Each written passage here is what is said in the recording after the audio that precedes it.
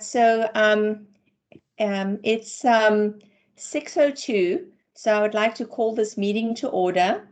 And please note that I have started the recording of the meeting. So good evening, everyone. It's so nice to see you. Welcome back to our second Redistricting Advisory Committee meeting. I did send out just a little while ago, I sent out an updated agenda for you. The only changes that were made to the agenda was I updated who the leads were for the different districts. And I also, unfortunately, we have a new vacancy in District 5. So I added the vacancy in District 5. And so with that, also thank you very much for getting yourselves organized and that we were able to find a lead for each district. As you know, we still haven't found anyone to be the overall lead of the committee yet. So I am going to be your chair again this evening. And so again, just for the record, this is Michelle Hepner, and I am with this County Administrator's Office. So one of the things we need to do as part of the Brown Act is we do need to do a roll call. So I'm going to call out your name. If you are here, please just let me know that you are here at the time. So starting with Tiffany Jones.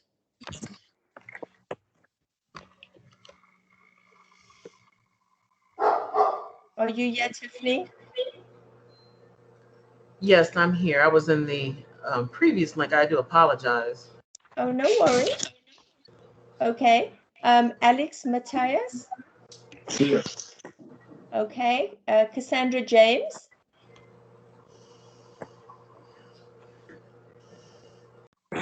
Chris Engel. Here. Stephanie Kopp. Present. Mina Diaz. Present. Delon Jackson. Here. Mike Nell. Here. Deborah Russo. Here. Sean Smith. Here. Steve Greenberg. Jim McCulley.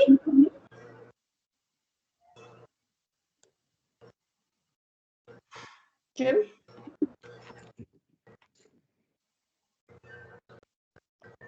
I can see you, Jim. I'll mark you down. Rosie Enriquez. Here. Perfect. All right, thank you. So you have a quorum, not that you need one. I'm going to start off also going down the agenda. So any comments from the public that is on the line? If you are wishing to speak, please press *6 to unmute yourself. Please state your name before you commence with your comments. Anyone wishing to speak under public comments? Okay, I'm seeing none. All right, so what I was going to do tonight was one of the things I was going to do was give you just a quick overview of the website. The reason why I wanted to do this is because as the Redistricting Advisory Commission members, you will probably get inquiries about the website or where to find information. So this will serve as a resource for you as well as for the community. So I'm going to try and go through it as quick as possible. So I'm going to share my screen with you real quick.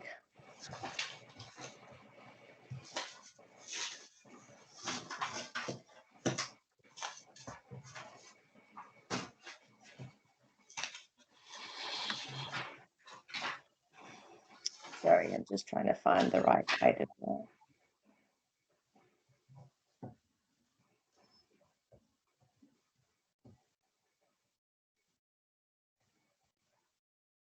Okay. Can you all see that?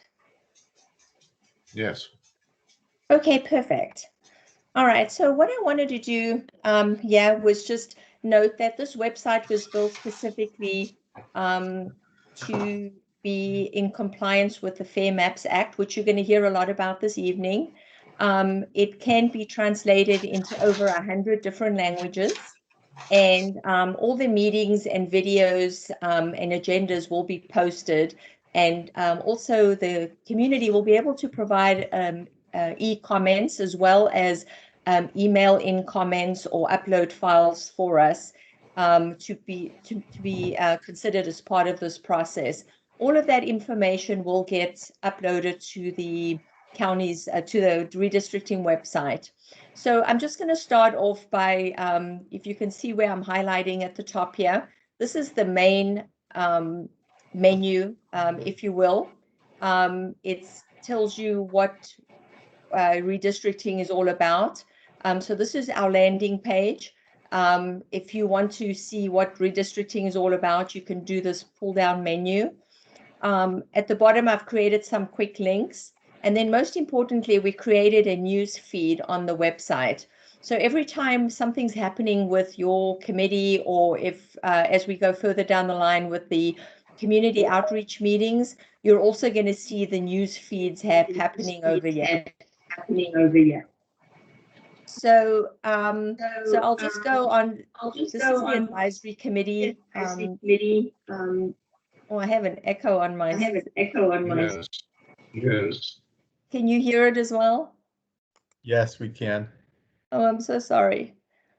Okay, so okay, can you still hear me? Yes, hear you Sounds now. good. Okay, so this is the advisory committee website. So there's a link for the members. If you click on that. This is Stephen. Can you enable chat? Because I think the echo is coming from me. And so if I need to talk, I'll just send a chat out. But I tried that and it was disabled. Okay. Let me just see if I can see you.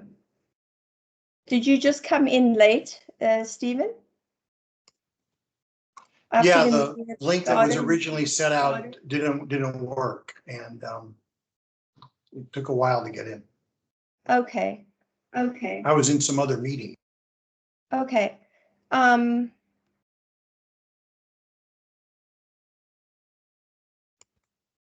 not sure why it's doing this. Okay, so let me just keep going. Yes, so this is your advisory committee page. This will give you who the members are. And if they change, we'll change them. Also that you will be doing an outreach, a community outreach plan, which you will, we don't have that ready to go yet to put on the website.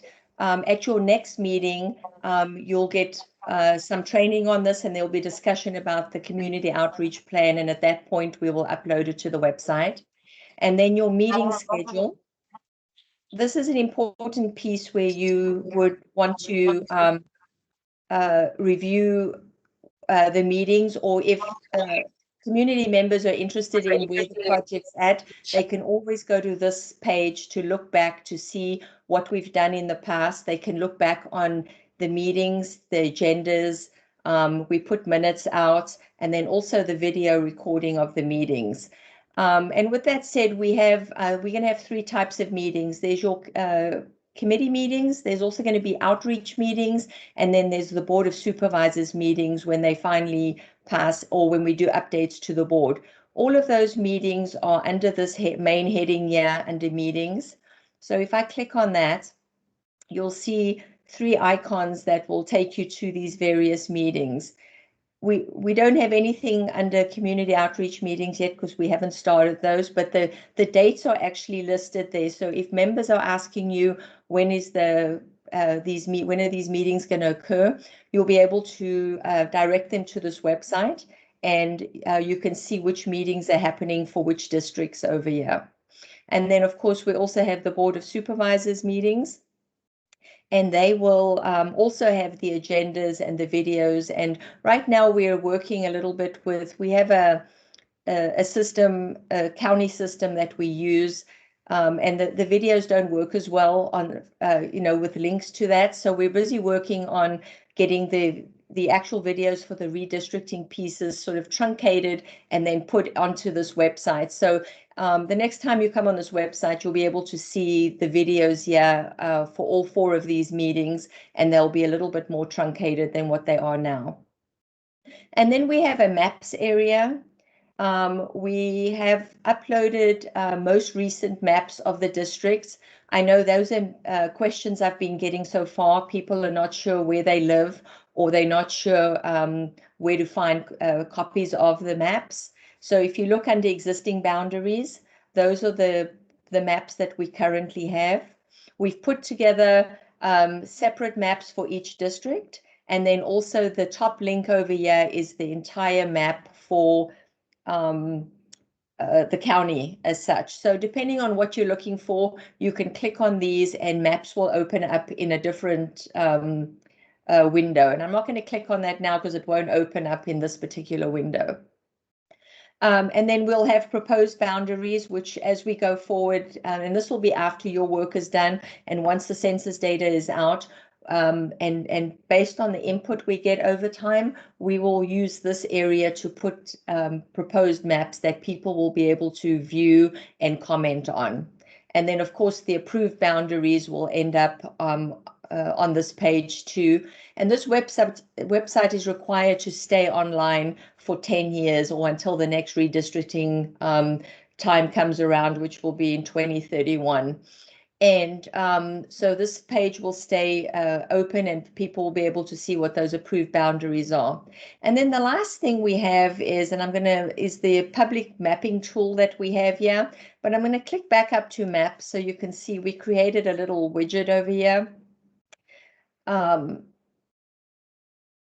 It's called Redistrictor. And at the bottom here, this will be the link that the community or even yourselves can use to actually play around with the maps. Right now, we haven't connected the program yet because we're still working on the contract for that. But at some point in the near future, you'll be able to click on this link and go into the Redistrictor software, and you'll be able to start playing around with that. We will also be providing training for this mapping software. It's not a requirement that you use it, but it's a tool that we're just going to provide for the community so that they have the opportunity to provide professional looking maps as for consideration. And then more importantly, to your job is the Get Involved button over here. So I'm going to click on that. So there are many ways that the community can get involved. If they're just interested in seeing what we're doing and getting news from us, there's a news feed over here. It feeds to the same front page that I showed you, the news feeds at the bottom there. That same button clicks over to that. There's a subscribe button. So, and this is the place that I've been sending a lot of people to. We have over 40 subscribers right now, just from the few press releases we've sent out. So when you click on this, it will take you to a little form that you'll fill in with your name and your email, and you will be subscribed to that news portion. And then the submit redistricting map, that takes you to another input form. This is for people if they're interested in just submitting a paper form because they don't want to use the online tool that we have, or if they just want a hand-drawn map that they want to submit to us for consideration. This is a place where they can upload that, but they'll also be able to email that map into us as well. And then we have an e-comment section, and this is a place where you will be able to submit comments about anything and everything. What you're also going to see, and it hasn't been put on here yet, and it's going to be very specific to your work. It's one of the things that you're tasked with is to look at communities of interest. So we've created a communities of interest input form, and we will put that, once we have it finalized, we'll put that on the website as well, and it will fall under this menu, and you will be able to direct community members, and even in the the community outreach meetings, we're going to try and direct everyone to input the information over there, which will be less work for us to input it manually if we have to do that. So we're going to try and have them input their comments and their community of interest items through this online system to make it easy for them. Those that don't want to use that or want to submit paper to us, they will have that opportunity to do that or email it to us. We will take comments in all forms as part of this process. And then finally, there's a resources page. The resources is basically the laws that govern this redistricting process. So there's California state laws, and then there's federal laws that govern this. And then, of course, I've started to add other outside websites, one being the Census Bureau's website. But if you just click on this California state law, it'll show you all the bills that pertain to redistricting, and you can click on any one of these and it'll take you to that information. So if anyone's asking you for information regarding this, this is a resource area for them. It's the same thing with the federal law. And then, of course, the websites, like I said, I added the U.S. Census Bureau, and then, of course, this website will take you back home to the home page. So other than that, we have a search option up here in the top right-hand corner. So if you searched members right now, your group would come up, and a few other things as we've posted news articles and stuff, or any word you're looking for, you'd be able to search, and it will search this website. And then most importantly, like I said, the website is available in over 100 languages. This little globe at the top here in the corner will help you pick a language that you're interested in seeing this in. So for instance, I actually speak the very first language. This is a second language for me. And so I was able to test the website using the second language, and it's actually quite accurate. The only thing it doesn't do well is the acronyms, because the words may start with a different letter. And so, but other than that, I think once you've learned the acronym, it's not that hard. So if people are asking you for bilingual documents, this is the place to send them, and they can choose what language they'd like this in. And like I said, there's a whole bunch of languages here that they can choose from. So we're hoping this will be a great resource to you and as well to the community, and a one-stop shop for everything Solano County is doing relative to redistricting. And then there's also a contact button up here. Lastly, this will come to me. So anything anyone submits here, if it's just information they're seeking, this will come to a special email account called redistricting@solanocounty.com. And I will, if it pertains to your particular area, like the outreach or stuff, I will then send it over to the RAC21@Solano County email, so that all of you are able to view what the question is, or what the concern is, or what the person is submitting to the county. So with that, I want to cut it off. Does anyone have any specific questions relative to the website? Okay, seeing none. So I'm going to unshare my screen right now, and we will move on to your training. So Paul Mitchell from Redistricting Partners is here tonight, and he is going to provide you some Redistricting 101 training, and I think this will help answer a lot of questions that you have along the way. So Paul, are you ready to go? Yep, I am. Thank you very much. Okay, you're just going to share your screen? Yep, I will share my screen, and let me just.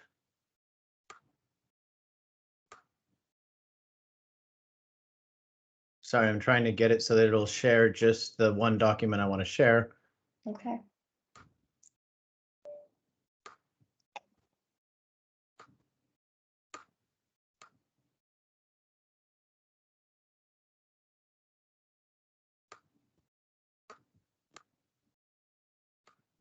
If it doesn't want to do that, let me just move it to a different screen. Hold on a second, I'll just do that. This will work fine.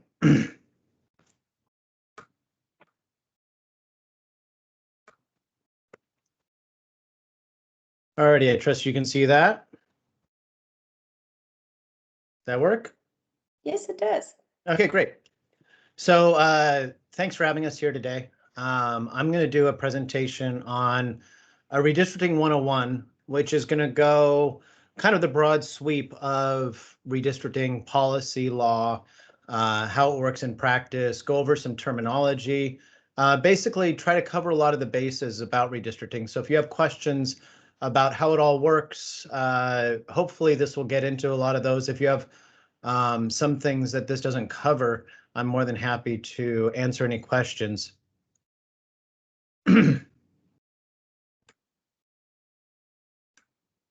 So the things that I'll be covering are what is redistricting, going over the federal and state Voting Rights Act, going over what gerrymandering is, and the counterbalance to gerrymandering, which is the traditional redistricting principles, getting into census data and the timeline for the Redistricting Advisory Committee. So what is redistricting? So at the heart of it, redistricting is a process of rebalancing the boundaries of the election districts in order to meet two real critical concepts in our democratic process. The first is equal representation. And equal representation speaks to how how each member of the public is afforded that representative power within their elections. So think of how much or how well a person can have their needs met by a local government. And the idea with equal representation and kind of that equality of population in each district would be, let's say you had a pothole in front of your house and you wanted to reach out to your local government to fix that pothole. If you were in a districted system where everybody has equal representative power, then your ability to get your pothole fixed is the same as the ability to get their pothole fixed some other part of the county. But if there's a real discrepancy in terms of how equal or unequal those are, you can find that representation to suffer. I'll give an example that's a real world example. We did a redistricting in one agency that hadn't redistricted in 50 years. And in that agency, one district had 12,000 people in it, and one district had 100,000 people in it. So a 12,000 person district and a 100,000 person district. What that meant was that anybody living in that 12,000 person district, their representative power was 8 times greater than the representative power of the person in the 100,000 district. Thinking of it the other way, if you were living in the 100,000 person district and you had a pothole, it would take you and 7 of your neighbors going to the county to complain that would be equivalent to 1 person from the 12,000 person district. So that inequality of representation is something that we try to solve by making districts equal sized. The second issue is this idea of 1 person, 1 vote. In that example, the voter numbers didn't match up exactly. The voter numbers were more like a 7-to-1 ratio. And in that instance, somebody's vote for, say, county supervisor would be 7 times stronger in the very, very small district, and it would be 7 times weaker in the very, very, very large district. So equalizing for both representation and for voting power is kind of at the heart of the redistricting process. So federal law, there's been a number of different ways in which the redistricting has changed over the last several years. One thing is in federal law, there was an elimination of part of the Federal Voting Rights Act called Section 5. There have also been recent Supreme Court decisions on issues like how do we measure population for this idea of equality. And currently in Congress, there's legislation to kind of revamp the redistricting process nationwide. In California, we've also had policy changes. Prop 11 and 20 were statewide ballot measures to change statewide redistricting for the legislature and Congress. And in the legislature and the governor passed the California Fair Maps Act, which deals with cities and counties specifically, but also will impact other redistrictings downstream from those, as it's established new norms for redistricting that follow a lot of these statewide ideas. And the Fair Maps Act, I'll get into more detail about. Another way the redistricting has changed outside of kind of legal and policy constructs is simply the attitude of the public around redistricting. So almost every voter that was surveyed in a recent survey out of from Sacramento was 97% of voters agreed that local government should be required to have transparent, open redistricting processes. In addition to that kind of a polling response, we also know the local media has become much more adept at reporting on redistricting.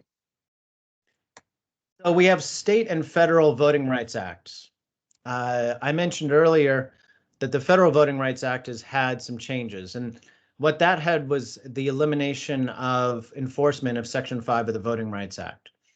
But the Voting Rights Act also has another section called Section 2 that deals with the representative power of minority populations in a districted system. So Section 2 of the Voting Rights Act is still operative, and Section 5, the idea that you'd have Department of Justice pre-clearing policy changes, that is now inoperative. Section 5 never impacted Solano County. It impacted several counties in California. The nearest would be Yuba County, but it also impacted Merced, Kings, and Monterey. The impact of the removal of Section 5 has been greatest in a number of states with other policy areas, not just redistricting, but also voter registration rules, clearing voter rolls, requiring different policies for vote by mail. A lot of these things are things that Section 5 would have had enforcement of, but it doesn't because it's not in place right now. The California Voting Rights Act, when we talk about redistricting in California, most people think the California Voting Rights Act is operative, but in fact, the California Voting Rights Act only impacts agencies that don't have districted elections. So you might have a school board election, let's say, and it might say in 1 year you vote for 2, and then 2 years later you vote for 3. And what that election system is one where everybody in the whole entire agency is voting for the 5 or 7 board members or whatever, but they do it each election cycle, they vote for half the board. Those kinds of election systems have been mostly eliminated in California by the California Voting Rights Act. But agencies like a county supervisors that you have, you already have election system that is districted. And so as a result, the California Voting Rights Act doesn't impact you at all. So you're not going to have a situation where somebody's going to bring up a California Voting Rights Act issue as you're doing redistricting. When I talked about the Voting Rights Act, I talked about Section 2 of the Voting Rights Act is still being operative. This law and how it's enforced by the courts establishes the idea of creating majority-minority districts and allowing for districts to be created wherein a minority population can effectively can affect the outcome of an election. And it has certain tests that go along with it. For one, the minority group must be sufficiently large to comprise a majority of the district. The second is that minority population has to be politically cohesive, which in political science terms means that they block vote. They vote in a pattern that's consistent, where basically you can use statistical methods to show how much one ethnic community or minority group votes in one way, and the other group, the majority group, this bullet point number 3, votes the other way. So there are a lot of statistical methods and other things that go into this, but suffice it to say that this Section 2 is still enforced, and in agencies that have the ability to create majority-minority districts, this can be a real driver in their districting process. Determining Section 2 requirements is not something you just do willy-nilly. You really need to have legal counsel be a part of it, and take their guidance. And legal counsel will look to see whether or not there's a minority population that qualifies. It'll look at any proposed redistricting plans to determine whether or not those lines are sufficient. It might look at whether or not multiple ethnic groups can work together as a coalition. And one very, very important thing, and maybe the most important thing for your purposes, is that if there is not a legal guidance that there's a Section 2 requirement under the Federal Voting Rights Act, an agency cannot use race as a predominant factor in the redistricting process. And that's actually the most important part of all of this, because I don't believe that you're going to be in a position in Solano County where you're going to be able to meet those other criteria.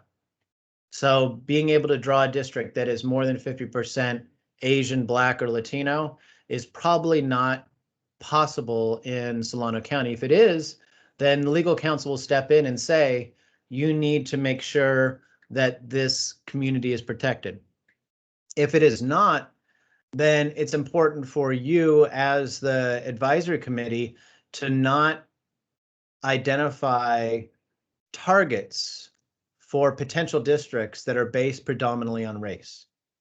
So without any Section 2 requirement that an attorney tells us, we don't want to have a situation where the advisory committee is saying, draw a Latino district over here or draw an Asian district over there, because doing that would suggest that race would be the predominant factor in drawing that. You can say, draw a district over here that respects the minority population, looks at renters versus homeowners, looks at income and education level, looks at specific needs that this population has before the county, can look at a lot of the community of interest characteristics, but can't draw districts based solely or predominantly on race. So gerrymandering. Oftentimes when I say that I do redistricting, the first thing somebody says is, oh, gerrymandering. That's something that they've heard of. And gerrymandering is over 200 years old. So back in the early 1800s, one of the original signers of the Declaration of Independence, Governor Elbridge Gerry, he actually this wasn't his plan, but he was governor and he signed it. But it was a plan for the state Senate that created a district that political cartoonists parodied as being a kind of salamander dragon-shaped thing, and it became coined a gerrymander. Given it was Governor Gerry, you can call it a gerrymander. So there's kind of a GIF versus GIF, gerrymander versus gerrymander debate in terms of how you say it. But either way, the idea of a gerrymander is political manipulation of the redistricting process in order to achieve some kind of other goal, usually unstated goal. When we look at the gerrymandering, we say this is old-timey, that doesn't happen anymore, but this is a state Senate district from 2001, and to me it looks a lot like the original gerrymander with the wings and talons and a head. And in fact, this district is one that, if you happen to know LA area, bridges the very affluent San Marino, South Pasadena areas all the way down to downtown LA, in a district that was drawn for clearly political reasons. If you were to study a political science class in grad school and discuss gerrymandering more, they might bring up a little graphic like this as another example of how gerrymandering works. In this example, we have an area with 5 yellow triangles and 4 green triangles, and the 5 yellow triangles are the majority in this example. And if we were to draw 3 districts, somebody might just draw something really rational like that. And in elections, you would expect, all other things being equal, that the yellow triangles would have the ability to elect candidates of their choice in 2 of these districts, and one of the districts would be elected by the green triangles.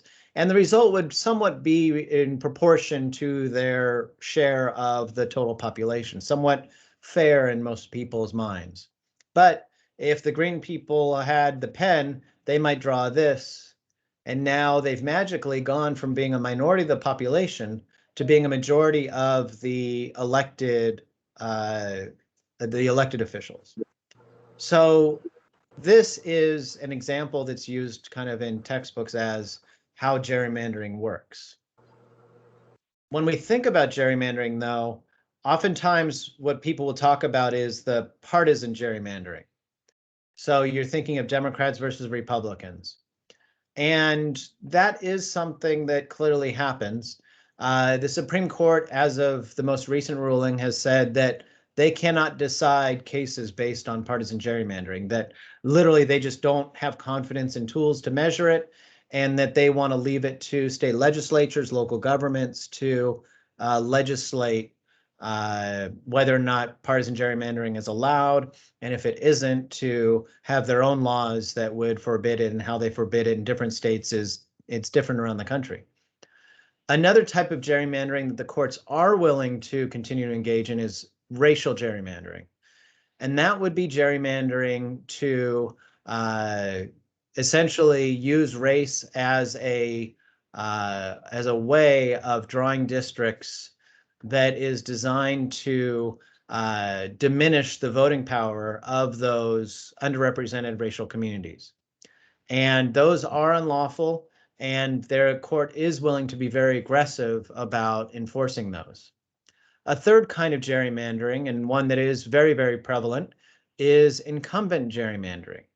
And that is where a redistricting is begun, and instead of going through the process like we're going through and talking about communities of interest and coming up with some recommendations to the County Board of Supervisors and having all of this kind of be the front edge of the process, in an incumbent gerrymandering, it starts with somebody gets the map of all the incumbents and starts drawing districts to try to make sure that all the incumbents can have a seat when the process is done. That is has been very prevalent even in California, and the new Fair Maps Act is actually designed to eliminate the ability for agencies to do redistricting in that manner. They are no longer allowed to say our first criteria is let's make sure all the incumbents have a seat. And there are a number of criteria we'll go over that have higher rank order than protecting incumbents. And the idea is to put those other criteria, the traditional redistricting criteria, first, and reduce the potential for this kind of gerrymandering. Traditional redistricting principles, the way I described it earlier, was these are the things that help us not gerrymander. So when we look at these traditional redistricting criteria, there are a number that I've discussed a little bit. One is the idea of equal size. So districts should be equal size based on people, not based on voters or citizens or something like that, but based entirely on total population from the most recent decennial census. So the idea is equality. Now, in congressional districts, especially here in California, we draw districts for Congress to a one-person standard. So the ideal population for a congressional district in 2011 was 702,905. And every congressional district in California varied from that number by only one person. So there are some 702,904, there's 702,906, but the deviation is only one person either way. Local government is allowed a total deviation of 10%, meaning that the largest district and the smallest district can vary by 10%. So think of a district or an agency that's 100,000 people. 10% of that 100,000 people would be if you had 100,000 people in 5 districts. So each district would be 20,000, and 10% of that 20,000 would be 2,000. So that means every district would be around 20,000 as the ideal size, and the largest district and the smallest district wouldn't be more than 2,000 apart from each other. So that's the idea of that 10% deviation. Other agencies will do smaller deviations, like 1% or 2% deviation. What is important is that districts are roughly equal. Whether or not it's 1%, 2%, 3% is really not as important as a lot of the other criteria, but making sure that it fits within those confines of 10% is legally extremely important. Another criteria is that districts are whole pieces. They do not hop and jump around. They're contiguous. Now, this seems like a no-brainer. We have, even in California, seen agencies that have tried to do districts where they're, you know, a little bit over here in the northwestern corner, and then a little bit of it pops up somewhere else in the agency. That's just not legal in redistricting. Districts have to be whole pieces. Now, there is an issue with the idea of contiguity that is a little bit less clear. And that's the idea of things being functionally contiguous. Because, give you two examples. Ryer Island. If you look at Solano County, I was Googling around because I've ridden my bike around Ryer Island, so I was Googling around for it. There's actually 2 Ryer Islands in Solano County. But one of the Ryer Islands that I know is not contiguous from both sides of the delta. So it is literally not contiguous, but there's a ferry that connects it. And so where the ferry's there, then it is contiguous.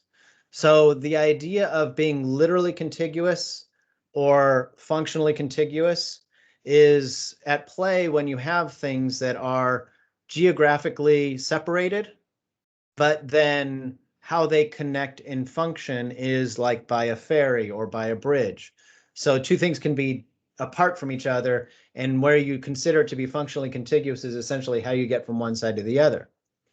There's other areas of the delta that could be considered literally contiguous. So you might have 2 property lines that touch each other. And the 2 property lines touch each other, but to get from one property to the other, because of all the delta and water and different things, it might mean that you're having to leave this house, drive 20 miles, cross a bridge somewhere, drive 20 miles back and get to the other house. So from a satellite photo, they're literally contiguous, like the property lines touch. But from a practical standpoint, they're not contiguous because how somebody would get from one property to the other is, you know, having to go so far to get from one side to the other. Another example could be 2 properties on either side of the 80. You could say from a satellite photo, those houses look contiguous, but from practicality, to get from one to the other means driving 10 miles. So they're not functionally contiguous. Maintaining communities of interest. This is 90% of your job as a redistricting advisory committee member, because we're going to report to the county supervisors on communities of interest. And so we're going to have a separate presentation entirely on communities of interest. I'm just going to kind of go through this a little bit to kind of prime the pump a little. So communities of interest include all those ethnic language, national minorities that I discussed earlier under the Voting Rights Act conversation. But it also, a community of interest can include things like the LGBTQ populations or senior citizens or students, a downtown urban area versus a rural area. Each of these areas and the people who live in them will identify as a community based on you know, their own characteristics. And homeowners and renters is another great community of interest because you'll see them densely populated and they have a shared set of issues and concerns before local government. And there's 3 things to remember when you're talking about communities of interest. The first is this community of interest a community that can be defined by having a shared culture or characteristics? So clearly a immigrant population in part of the county would have that shared culture and characteristics. A area along the delta that has environmental concerns and also maybe lives and works in agriculture, they might have a set of community of interest characteristics. So shared culture and characteristics is a really important first piece of defining this. The second is the geographic nature. What is that contiguous area that defines that population?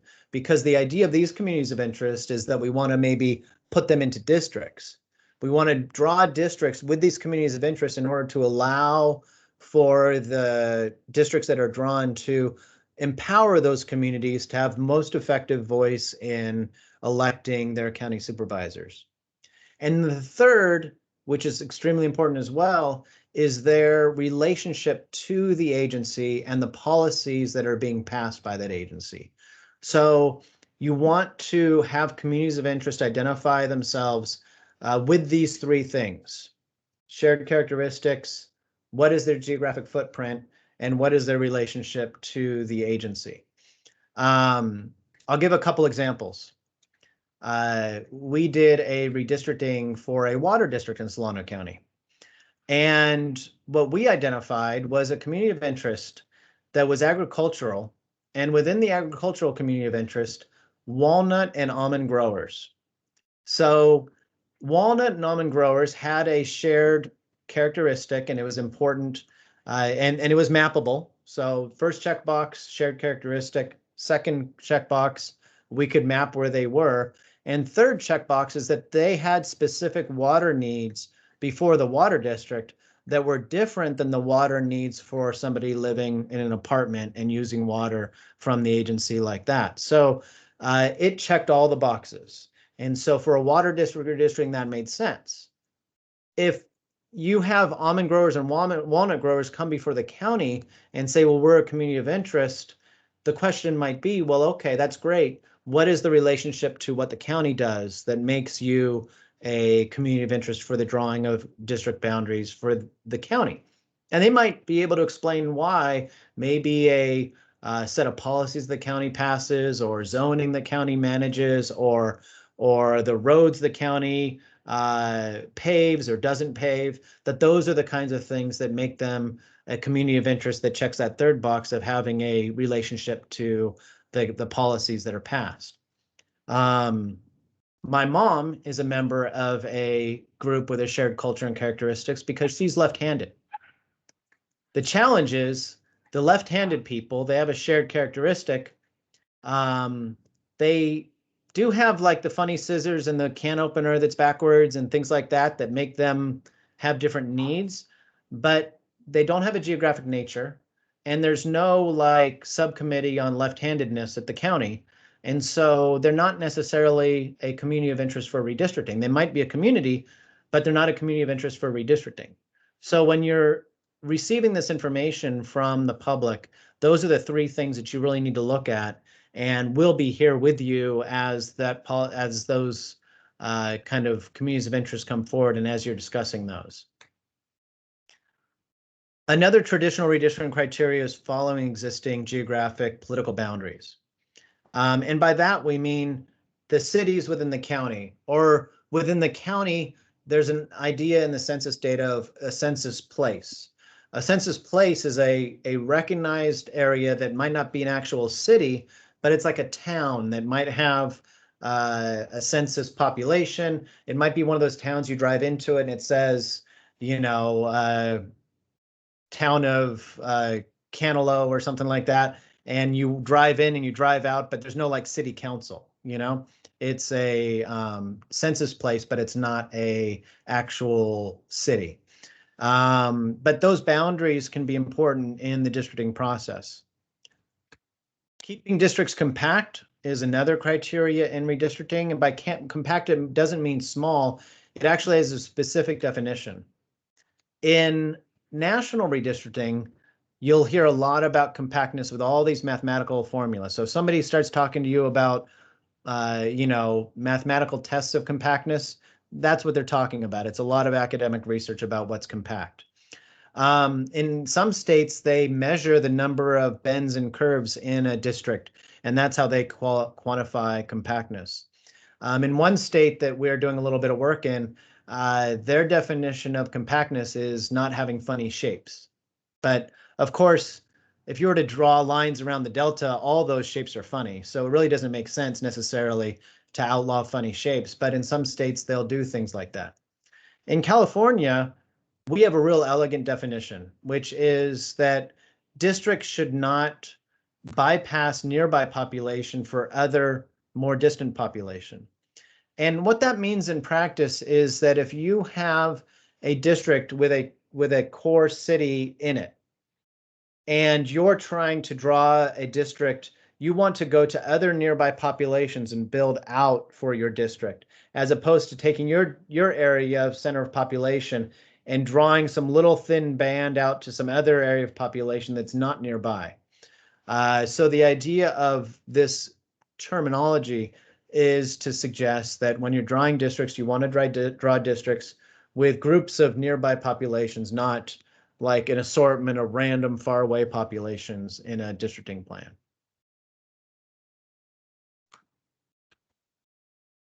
So the Fair Maps Act adds to these existing criteria, the traditional redistricting criteria, a number of additional rules. One is that they do not consider incumbents or candidates as a community of interest. So when we're doing our process, if somebody says, hey, my community of interest is that my elected official lives down the street and I want to be in that person's district, you're basically to do this, like not pay any attention to that kind of submission. You're not allowed to consider incumbents or candidates as a community of interest. You're also not allowed to suggest the drawing of districts that advantage or disadvantage political parties. Now, this is a uniquely, not totally uniquely California thing, but this is a California thing that is different around the country. In other states, they'll say when you draw districts, they have to be competitive, or that they have to have calculations of competitiveness on a partisan nature. Like you're looking at districts to make sure that the politics aren't out of whack one way or the other in districts that you draw. In California, you're essentially not allowed to look at it at all.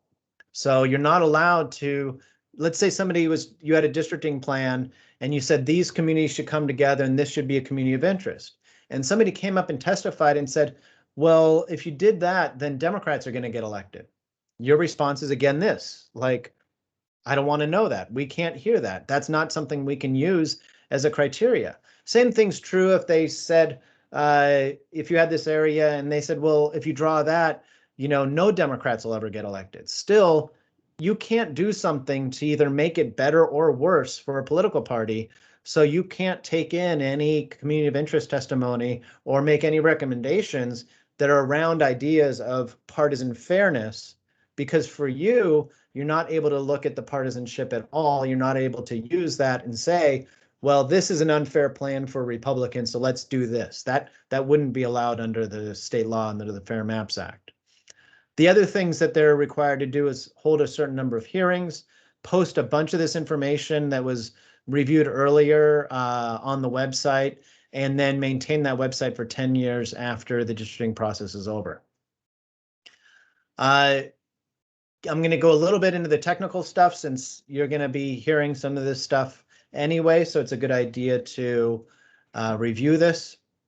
The census is basically the tool we use to draw districts.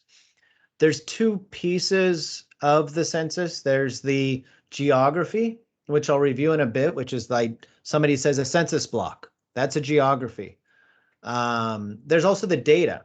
This census block has 14 people in it. So you've got the block, which is the geographic unit, and the count, which is the data inside of that geographic unit. The other thing we have is in that count inside the geographic unit, we might have different kinds of counts. So one of them might be this census block has 14 people in it.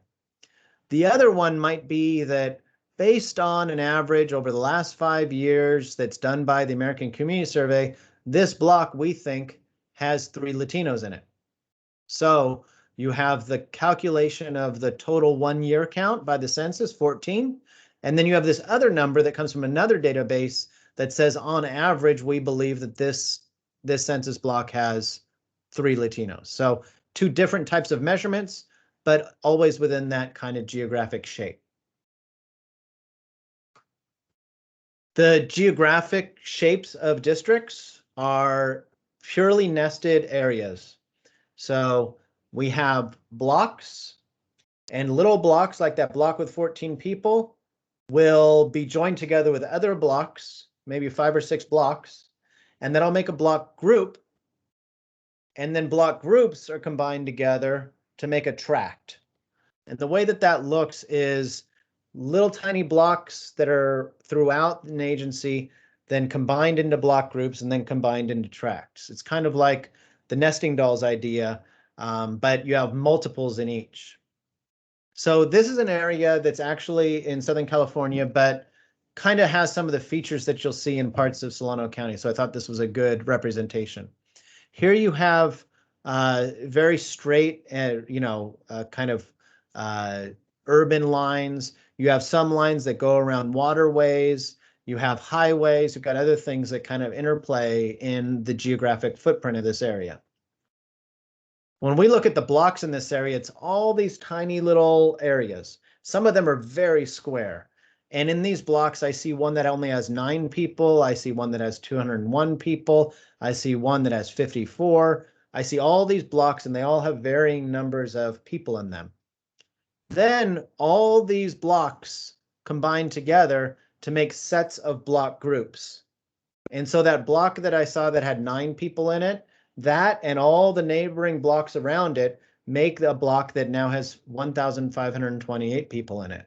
So the blocks combined together make block groups, and then those block groups combined together make tracts.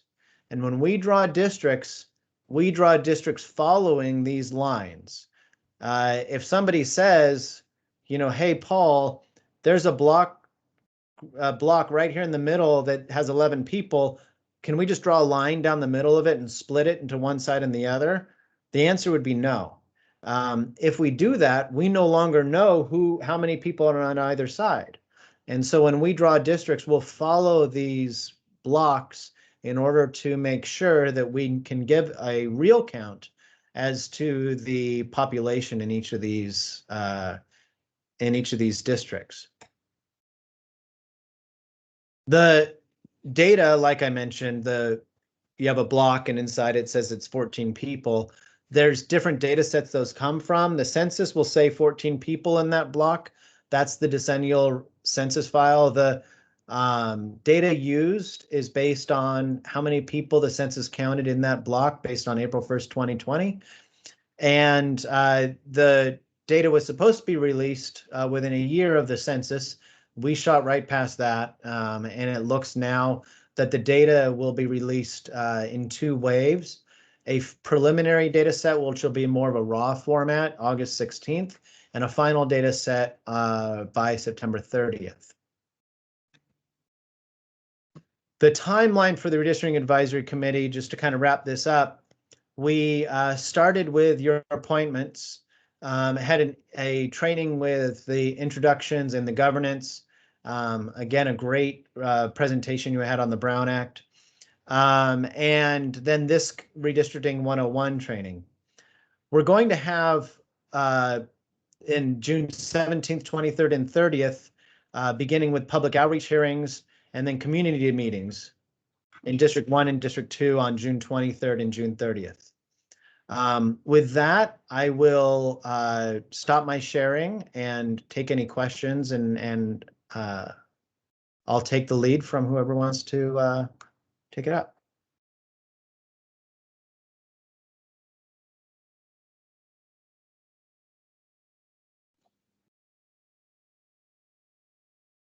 Are there any questions from anyone? Yeah, I have a question. The district, or I guess it's an app, I guess some kind of software that we're using for this. Is the technology built into that pretty user friendly as far as calling out like the compactness and the communities of interest and the other metrics that we use? Yeah, so the District R is going to be used by the public to draw their community of interest and submit it to us. So they'll be able to say, my community of interest is the Delta, and I'm going to draw this area. I'm going to submit that to the RAC, and this is going to be my way of providing testimony. They'll also be able to provide testimony verbally or provide testimony through that community of interest form. But the mapping tool will be another way to supplement that. Now, the District R has 2 different functions. You can use it as a community of interest tool where people are just drawing their community of interest and submitting that. Or you can have a different implementation where you can have actual district boundaries. And that version will allow you to make sure that when you're submitting like a full redistricting plan, that you have, the proper deviations and check that you can look at the underlying ethnic populations and make sure that you can understand what those populations are and so on. So when it comes to balancing all of that, what should be a community of interest, what is the appropriate deviation, all of that is part of the redistricting process itself. What we're going to look for first is the public submitting what their community of interest is. Okay, Marianne, you're up next. Okay, thank you. I'm a little bit confused. I want to clarify in my mind regarding the census blocks, the block groups, and the census tracts. When you actually do, and I understand the census blocks are the smallest amount, and then you get a census block group. The census tract, that is furnished by our census, is my understanding, and it might change a little bit with the final figures. Is that correct? Yeah, so the census block group, and census tracts, those are all the geographies. And the census actually for 2021 has released new census blocks, and all those shapes are new this year. And they will be providing the data for all those census blocks, block groups and tracts to say how many people are in each of them and so on. So that data we're still waiting for. That's the data that we won't get until August to September. And until then, the data we do have is the 2010 census data for the total population and data from the census from the American Community Survey to identify ethnic populations. So we'll wait until the very, very end to actually utilize the new data for the actual redistricting. There's one other thing that will happen in terms of adjustment of that data, and that is that after the census releases the data, the statewide database that is run by UC Berkeley will actually make some modifications to move prison population because right now prisoners are counted where they're incarcerated. And what that means is you could have an area that is 100,000 people, but then you put a prison in the middle of it and put 20,000 people in that district. Now the district is 120,000 people. So what do? Do you take those 20,000 people and not count them in your districting? Or do you allow them to count in their redistricting and now shrink that district down by 20,000 people in order to make it the right size? So the state has decided that they're going to take the prison population out of where the census says that prison population is and redistribute that population to where they were living prior to being incarcerated. This is something that has been optional in the past, but it's going to be required in this redistricting. And it's seen as a way of drawing districts that are more equitable instead of essentially rewarding with political power areas that have non-voting prisoners in them. So those kind of adjustments will happen in the fall, but the final redistricting data set and everything that the county needs to draw lines will be available shortly thereafter. Thank you. And the other part of my question is, when you draw the district, say you have a community of interest and it goes through maybe 2 different census tracts. Does that mean you have to take, when you draw your district, do you have to take the whole census tract to be contiguous? How does that work when it crosses census tracts? So when let's say you're starting with census tracts because they're really big and it's easy to kind of use them as the building blocks. And you're drawing with your census tracts, and then you say, oh my gosh, this one census tract like crosses the river and I only want the population on this side of the river. You can then go down to census block groups or census blocks and use that as the building piece for the lines. Or you could even start just drawing at the census block level. The one thing you can't do is split those census blocks. The census block is the smallest unit of drawing. So when you're drawing these districts, it's almost like having 3 sizes of paintbrushes, right? Your really big paintbrush is your census tract. If that doesn't work right, then put it down and go for the medium-sized paintbrush that is your census block group. And if that doesn't work, put that down, go to that fine point paintbrush, and that is the census block. Okay, thank you. Okay, Stephanie, you're up next. All right, thank you. I guess my question is kind of still on the census. Since we're not going to get it till towards the end, do you see that what we put together may get totally screwed because of when the census come in and the actual numbers? So that is definitely something that people have been concerned about. But what our job is going to be here is going to be identifying communities of interest. And if somebody were to ask me what my community of interest is, it probably is, this is just my own life experience. It is where I live. It's where I take my daughter to school. It's where she goes to the community pool. It's where my wife works. It is the area that I could draw on a map. And if the census says that's 2,000 people or 17,000 people, I couldn't care less. It's still my community of interest. It's my area. It's my neighborhood. It's where I fit. It's the area that I would want to have preserved in a redistricting, because to take my area where I live and split it into 4 different districts would make no sense to me. So in a way, we'll use the census geographies to draw these communities of interest. We'll tell the county supervisors of these communities of interest using those census geographies. But when somebody is coming forward and saying, they're expressing, this is who I am, nobody says, well, okay, well, if that's 17,000 people, then I guess that's not who I am.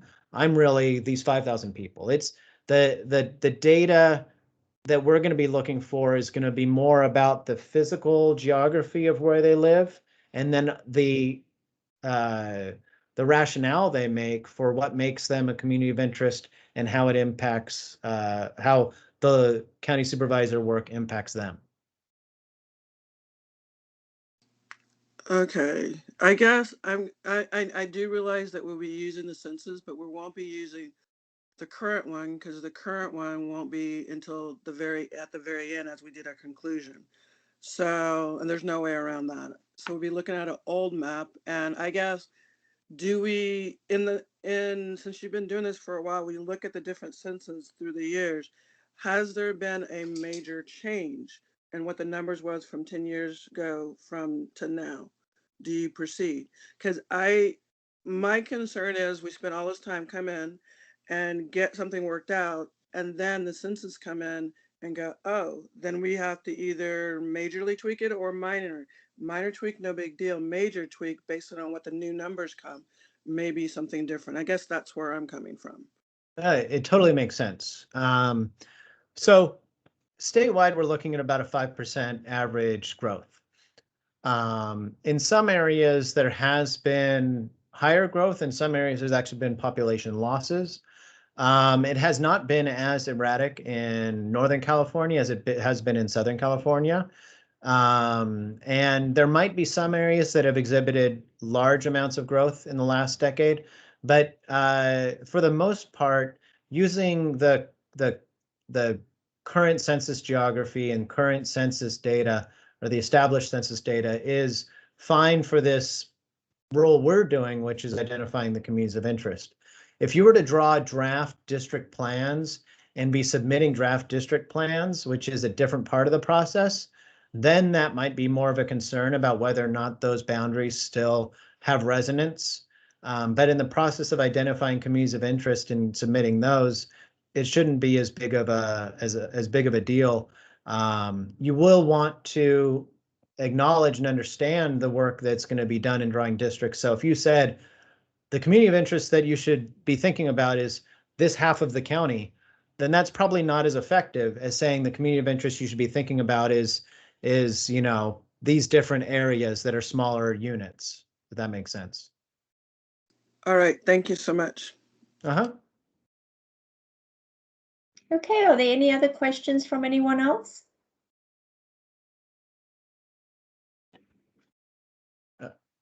Oh, Rosie, go ahead.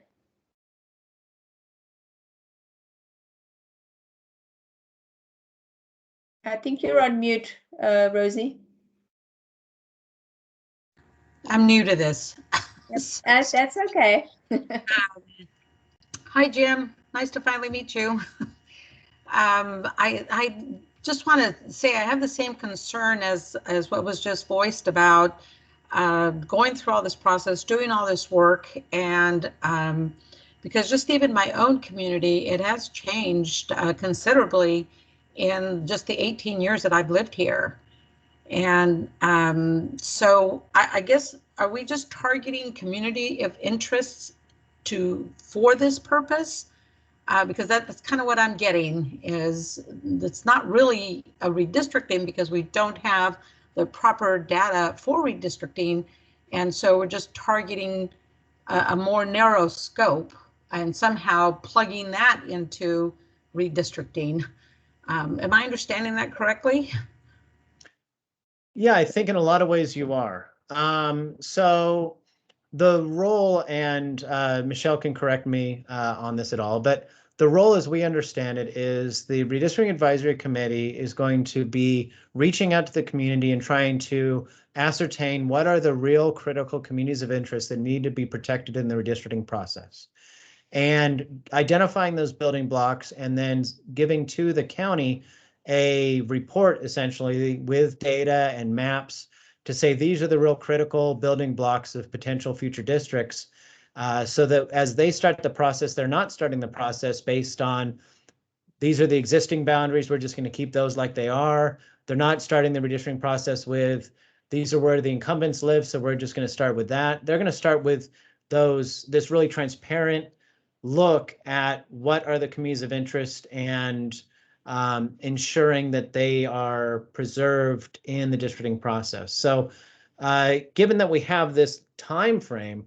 which is pretty extensive to be able to do community outreach and explore these issues, your role is going to be really identifying those, mapping them, and then reporting that to the county so that when they go into this sprint, which could be as short as 6 or 8 weeks of drawing all these district boundaries and passing them, that they have those as the building blocks for their new boundaries. So I'll add on. I'm sorry, I'll add on to that, Rosie, if this will be helpful. If you look at our redistricting project, you could almost say we're doing it in 2 phases. Because this year the redistricting data is coming in so late, we had to figure out a way to get some of this community input ahead of the data coming out. And the way that the lines could be drawn or are going to be drawn almost doesn't have an impact on people submitting what they feel their community of interest is. So you can look at your work here as the bulk of what's going to inform the Board of Supervisors when they do start looking at this, when the data is released. So, Okay. And that's where those tracks come in. Okay, that narrows the scope and answers a lot of questions for me then. Okay. Exactly, I wasn't very clear on what exactly, our final goal here was and how we were going to get to that goal, but I see it's much narrower in scope than I had anticipated. Okay, thank you. You can breathe again. No, it's not an issue. I just, like I said, I'd like to know what it is that's expected, and it's different from what my initial understanding was, which is not a problem. Okay, thank you. Mina, I saw you had your hand raised. Oops.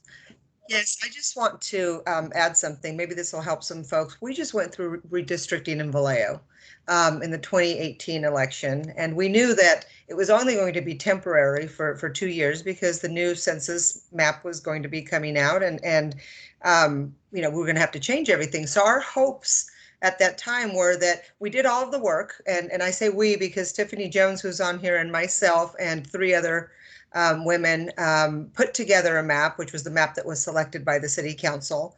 And we did everything that that is being said right now. You're looking at communities of interest. We were looking at schools. We were looking at religious locations, anything where people identified with. And we basically were able to, I think we did a great job. We came in at 19,100 to 19,400 for each of the 6 districts. So now our job is going to be, or not our job, I'm on city council, I can't touch that, but the job of the people that do this now is going to be so much easier. So it's going to be the same thing here. We start to lay down the building blocks, we start to do all the work, start to do the outreach, and then as we get that final census count, we just need to tailor a little bit, maybe move over the boundary lines a little bit to accommodate for those changes. It shouldn't be, in my understanding, too far off. I mean, unless, you know, I'm mistaken, but I think we're just going to have to move the lines a little bit. Plus, in the essence of time, if we wait until that comes out, we're not going to have enough time to put this together, because it literally takes months of outreach and drawing maps. And we even went a step further. And Tiffany, this is kind of funny, but I'm going to share it. We had the maps on the online, as you do, but we went and printed maps, large, humongous maps, and we laminated them and we color coded them, and we would sit there for hours drawing lines and erasing lines and determining how much. And, you know, if you're a visual kind of person, that works. That works, because a lot of people are not able or don't know how to navigate through the website to do it that way. So whatever's going to help you, go for it, but make sure that I mean, don't feel uncomfortable. I know it can be, you know, kind of intimidating right now, but what we're doing is for the betterment of the county. So we're not experts. We all were chosen for a reason. You know, the people that chose us feel confident in our competence to work this. Plus, we're being guided by them. So if anything doesn't work out, it wasn't our fault, it was yours. No, I'm kidding. But anyways, that's what we did in Vallejo. I just wanted to kind of ease the tension here a little bit. Thank you. Yeah, thank you for that. Okay, are there any other questions for myself or for Paul? Well, thank you, Paul. I appreciate the presentation. And as part of the minutes, we will, and we have already uploaded the Paul's presentation slides, so you'll have them to refer back to at any given time. So they'll be as part of the record for this meeting. Okay, so moving on, I did want to note that we still don't have a lead person for the group. So please, if you're interested in wanting to help guide us through this process, please let me know. Otherwise, I'll have to continue facilitating your meetings for you. And speaking of which, there are 3 future meetings that Paul mentioned. So your next meeting will be on June 17th, and that will be focused mainly on the community outreach and the communities of interest and the process we'll probably use to do that. So unless there are any other questions, we can adjourn for the evening. So I'll hold on for a minute in case there's any questions. Go, Tiffany. Tiffany. Yes, good evening, everyone. I just had a question regarding the meeting. Am I echoing? I'm sorry. I'll ask it later then. I don't want to echo. That sounds terrible. Oh, you're fine now. Okay. So there's the District 1 meeting that's supposed to be happening on, I believe, the 23rd. And I know the state is opening back up. Is it the expectation that there is a place that we hosted, or will it be online? Or do we know any of that just yet?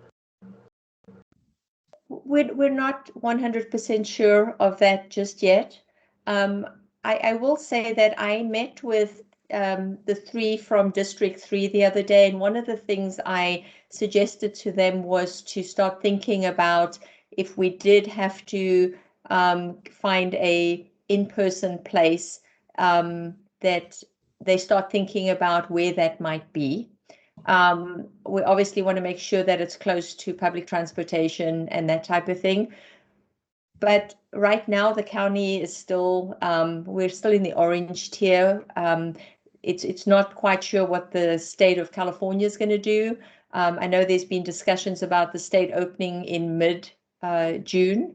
We don't know how that's going to move forward yet. Nothing's been put out by the governor.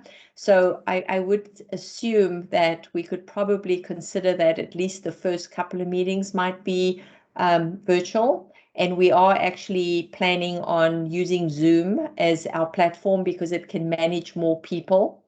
So we're working towards that right now, but if anything changes, we'll definitely have to adjust and change what we're doing.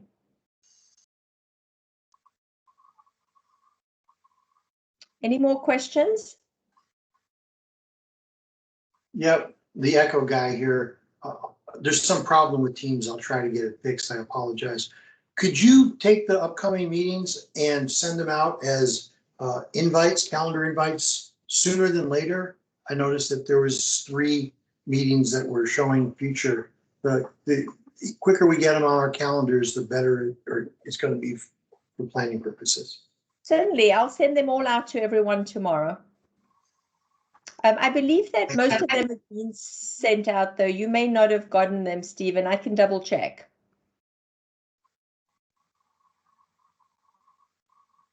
I'll make sure everyone's got the meetings. Okay, any more questions? No, thank you very much. This has been very helpful this evening. Okay, thank you. All right, so we will adjourn the meeting. It is at 7:23 p.m. So thank you, everyone. Good night.